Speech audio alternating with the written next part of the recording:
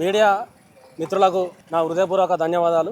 మీడియాను పిలిచిన సందర్భం అడ్వకేట్ ప్రొటెక్షన్ యాక్ట్ కావాలనే సింగిల్ పాయింట్ ఎజెండాతోటి డిమాండ్ తోటి తెలంగాణలో ఇంప్లిమెంట్ చేయాలనే ఏకైక ఎజెండాతోటి మీడియా సమావేశం ఆర్ట్స్ కాలేజ్ ముందు నిర్వహించడం జరుగుతుంది.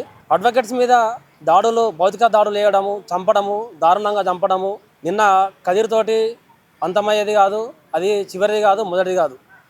అంతకంటే ముందు 10 రోజుల క్రితం మహిళా అడ్వకేట్ను సప్నను మోయినాబాద్ మండలం కేతిరెడ్డిపల్లిలో ల్యాండ్ ఇష్యూస్ మీద అత్యంత దారుణంగా చంపడం జరిగింది.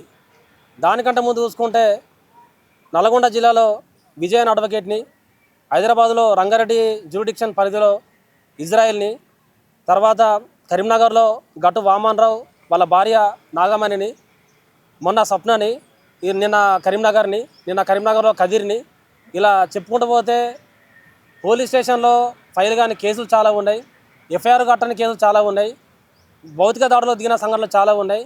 ఇవి కేవలం 6-7 సంఘటనలు, చంపిన సంఘటనలు మాత్రమే నేను మీడియా ముఖంగా చెప్తున్నా.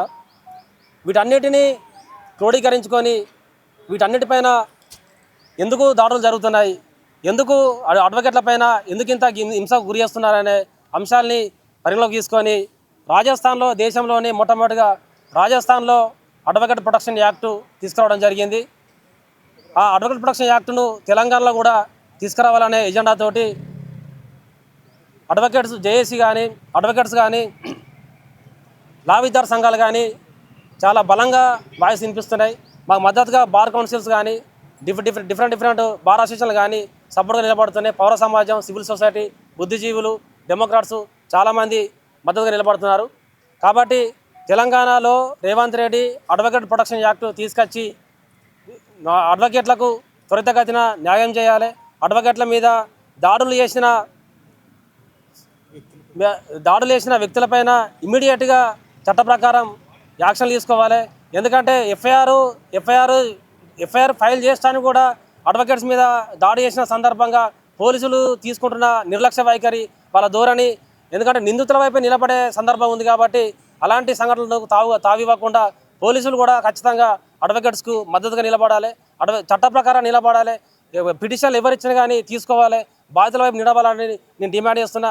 ఎందుకంటే అడ్వకేట్ ప్రొటెక్షన్ యాక్ట్ అనేది కేవలం విద్యార్థులకు, అడ్వకేట్స్ మాత్రమే కాకుండా భారత రాజ్యాంగం ఇచ్చిన ఆర్టికల్ 21కి సంబంధించింది కాబట్టి ఈ చట్టాన్ని రాష్ట్రంలో ఇమ్మీడియట్గా తీసుకురావాలని డిమాండ్ చేస్తున్నాం. దానికి సంబంధించిన విధి విధానాలను, మార్గదర్శకాలను ఇమ్మీడియట్గా ఒక కమిటీ చేసి విడుదల చేయాలి. మరియు మన పక్కనున్న జార్ఖండ్ రాష్ట్రం కూడా అడ్వకేట్స్కు స్టైఫండ్ ఇస్తుంది.